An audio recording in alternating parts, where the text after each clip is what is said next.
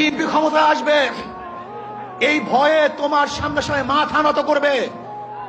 শিয়াল মাথা নত করতে পারে, ইঁদুর তোমার সামনে মাথা নত করতে পারে, লুবিরা তোমার সামনে মাথা নত করতে পারে, দুর্নীতিবাজরা তোমার পায়ের মধ্যে তৈলবদ্ধ করতে পারে।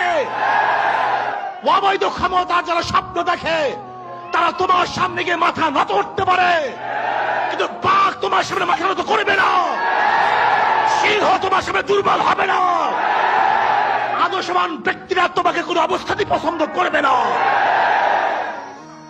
ভাইয়েরা আমার, আমি মানুষের বিবেক দেখছি।